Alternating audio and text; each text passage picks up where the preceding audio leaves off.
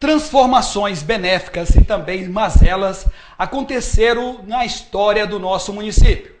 Veja o roteiro vitorioso. O município de Marabá, ao longo dos seus 98 anos de instalação, sofreu inúmeras transformações que o colocaram como uma das cidades mais importantes do Pará. Hoje, o município é considerado um dos tigres da Amazônia, devido à sua pujança e crescimento industrial, além do comércio, que vem acolhendo pessoas de diversas partes do país em busca de emprego e um novo futuro. No entanto, tais transformações, além de trazerem inúmeros benefícios, também trazem mazelas sociais de grandes cidades do país. E isso o município terá que resolver para crescer de maneira organizada e com qualidade de vida para seus habitantes. Para entender um pouco mais sobre as transformações que a cidade sofreu nestes 98 anos, o programa Conexão entrevistou personalidades do município para falar sobre o passado e as perspectivas para o futuro.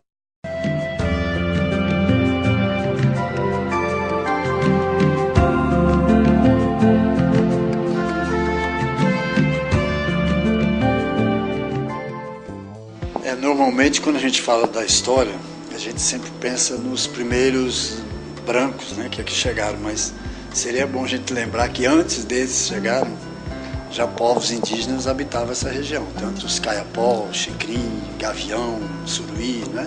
Então era uma região densamente habitada de séculos atrás. Mas os primeiros brancos, vamos dizer assim, que passaram por aqui e não se estabeleceram, né? Isso desde 1600, por aí, esses navegantes portugueses, no remo, né? Porque naquele tempo ainda era no remo, bandeirantes paulistas, há relatos que vinham pelo Araguaia e subiam o Tocantins até Belém. Levavam anos, né, nessa viagem. Mas naquele período ninguém se estabeleceu aqui. O primeiro estabelecimento realmente aqui próximo, bastante próximo de Marabá, foi em decorrência de uma briga política que aconteceu aqui no antigo Goiás, que hoje é o Tocantins, num lugar que hoje se chama Tocantinópolis e antigamente era Boa Vista do Padre João, o nome da cidade. E lá havia uma briga política muito grande, eles chamavam até de Guerra da Boa Vista, e era uma guerra mesmo, porque era a gente se matando mesmo, né? Se hoje às vezes a política, as pessoas se estranham, mas naquele tempo eles se matavam mesmo, né? Então, isso já no final de 1800, 1892, 94, por aí, essa briga se acirrou muito, então um grupo de pessoas, e junto com eles o Carlos Leitão e o Francisco Coelho, eles vieram fugido praticamente daquela região e se estabeleceram aqui um pouco abaixo de Marabá, num lugar que se chamou Burgo do Itacaiunas. Então, normalmente a gente pensa na cidade ali no Pontal, né, onde começou, mas a cidade começou antes, né, na verdade em 1895, esse Burgo do Itacaiunas se implantou lá, com essas pessoas. Era uma casa grande, ainda existem os alicerces dessa casa no lugar, e várias famílias, porque eles vieram possivelmente em alguns batelões a remo e aquelas balsas de Buriti, que então dava para vir muita gente, né? Vinha galinha, vinha cachorro, era uma coisa séria, a família inteira vindo embora, né? Várias famílias. Só que parece que no Burgo de Itacaiunas, os relatos históricos, eles falam de dois problemas. Por que o Burgo de Itacaiunas acabou? E aí deu origem a Marabá.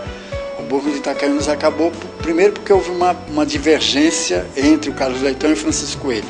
Não se sabe exatamente por quê, mas eles brigaram lá por algum motivo. Aí o Carlos Leitão continuou no Burgo e o Francisco Coelho veio para o Pontal para criar a tal da Casa Marabá, né? E outro relato que existe é que dava muita malária no Burgo. Então esse também seria um dos motivos que fizeram com que as pessoas saíssem do Burgo e viessem para o Pontal. Aí no finalzinho ainda de 1800, bem no finalzinho, começo já de 1900, aí se estabeleceu lá a Casa Marabá, que deu nome à nossa cidade. Desde o Burgo do Itacaiunas, assim, já começou esses ciclos econômicos, né? Começou com o caucho, né, que é um tipo de borracha, e depois teve vários ciclos. Na verdade, a nossa história ela é pautada por esses ciclos econômicos, que são ciclos na verdade, extrativistas. A grande maioria desses ciclos são extrativistas, né? começou com o caucho, depois meio paralelo uma outra começou a castanha e o diamante. O ciclo do diamante foi um ciclo relativamente curto, de 10, 20 anos no máximo, e era diamante aluvião no Rio Tocantins. Então um lugar famoso da retirada do diamante é o Canal do Jaú, aí abaixo de Itupiranga um pouco, entre Pixuna, por ali, que hoje está inundado pela hidrelétrica de Tucuruí. Mas depois disso aí entrou o forte da castanha. O ciclo econômico da castanha é o ciclo mais longo da nossa história, tanto que eu acho que, vamos dizer assim, o jeito de ser do marabaense devemos muito a esse ciclo da castanha, aos maranhenses e à castanha, porque foram coisas bem marcantes, né, na nossa cultura, na evolução. E o ciclo da castanha durou aí quase 50 anos. Né? E depois disso aí entrou o ciclo da madeira, paralelo com o gado, né, com pecuária, que são ciclos já mais recentes. Depois, na década de 80 até 90, o ciclo do ouro, que a gente chama, que foi a descoberta de Serra Pelada, que foi um ciclo importante. E depois disso, a pecuária continua até hoje, é um forte da nossa economia. Né? E nos últimos anos a gente entrou na questão do ferro, que agora, felizmente, parece que vai estar se verticalizando com a questão da siderúrgica, de aço, essas coisas. Né? Então,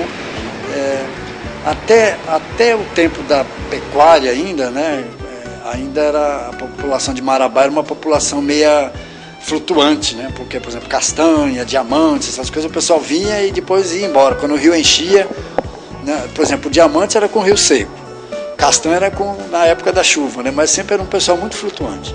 Mas agora não, dos últimos 20 anos para cá, né, esses novos ciclos econômicos, eles são permanentes e eles estão fixando as pessoas. Então, hoje já existe vamos dizer assim, aquele marabaense que vai ficar, não é aquele que está aqui para enriquecer e ir embora, como sempre foi, durante muito tempo. Esse é um momento de grandes mudanças, né? Assim como foi o momento da Serra Pelada. Então, esse é um momento que nós, cidadãos, temos que nos preparar e pensar o que vai ser, que cidade nós queremos, como vai ser a nossa cidade no futuro.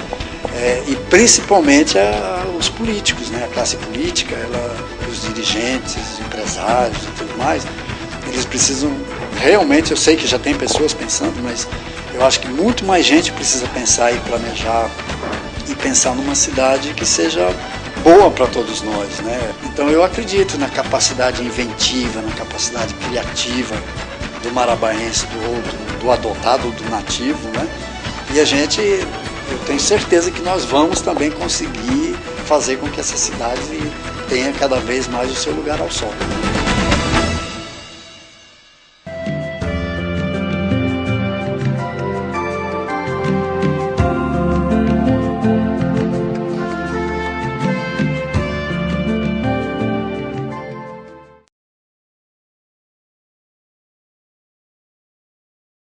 O deputado Geovani Queiroz analisa o potencial atual de Marabá e projeta um local de destaque no futuro estado de Carajás. O nosso projeto já tramitou e já foi votado e aprovado no Senado. Veio para a Câmara. Na Câmara dos Deputados, ainda o ano passado, nós tivemos a fase mais difícil, que foi a votação da urgência, para a tramitação em caráter de urgência do projeto, que exige quórum qualificado. Foi aprovado com quórum qualificado. Portanto, agora é a votação simples, não é? Uma maioria simples que nós devemos ter ainda este mês, não é? Da votação do decreto que autoriza o plebiscito. Autorizado o plebiscito, queremos fazê-lo ainda este ano. Feito o plebiscito e o povo votando favoravelmente, nós temos o Estado praticamente criado, porque é o plebiscito que vai decidir se cria ou não o Estado. Assim foi a delegação constitucional de 88, que delegou ao plebiscito a condição de se criar Estado. Daí, então, o que teremos mais? Uma lei complementar federal que apenas vai disciplinar a forma com que esse Estado será constituído. O plebiscito será definido pelo Tribunal Superior Eleitoral e as regras de lá virão. Com certeza, terá tempo para falar a favor e tempo para falar contra, não é? São duas comissões que estarão trabalhando nessa linha. Aqui dentro do novo Estado do Carajás, eu tenho certeza que nós não vamos achar o adversário, não é? Já existe uma consciência, né, da importância que é a criação do novo Estado. Até pelo exemplo do Mato Grosso, do Tocantins, do desenvolvimento ali experimentado pelas populações daquelas regiões. Foi um desenvolvimento extraordinário. Eu costumo dizer que nós temos 2 grandes laboratórios à disposição de economistas, filósofos, não é? Sociólogos, que podem ali identificar exatamente o ritmo de crescimento formidável que teve, de qualidade de vida também para aquelas populações. Vamos que nós temos aí já o convencimento, nós que estamos próximos ao Tocantins, temos absoluta convicção de que é o melhor para o desenvolvimento que nós todos desejamos. Portanto, teremos a campanha publicitária, sem dúvida nenhuma, mas o povo já está hoje convencido da importância que é a criação do novo estado. Marabá não brota apenas do ouro e do diamante, e também dos metais. Forjou também nos seus filhos artistas de renome nacional e internacional. Nascido no dia 25 de julho de 1935 em Marabá, surge dentre tantos outros talentos ocultos um jovem artista chamado Pedro Morbach, que aos 6 anos pintava a sua primeira obra. Desde muito cedo, Pedro parece ter herdado o talento de seu pai, pois disse ter vindo com muita vontade de criar suas obras, observando seu pai. Tornou-se então nacionalmente conhecido pelos seus trabalhos tão detalhados, feito a maior parte a nanquim, retratando com grande técnica e perfeição, comparando apenas com seu pai, Augusto Morbach. Diferentemente da maior parte dos artistas que conhecemos, Pedro teve desde muito cedo seu trabalho reconhecido e admirado. Nosso artista reside atualmente na capital, Belém do Pará. Pedro participou de várias exposições: Belém, Brasília, São Paulo, Rio de Janeiro. Em 1998, em uma parceria com a Fundação Casa da Cultura de Marabá, participou de uma exposição em Berlim, na Alemanha. Sempre foi um incentivador da arte. Colaborou com a fundação da Pinacoteca Municipal de Marabá, doando as 10 primeiras obras que compõem o acervo da Pinacoteca, que hoje leva o seu nome.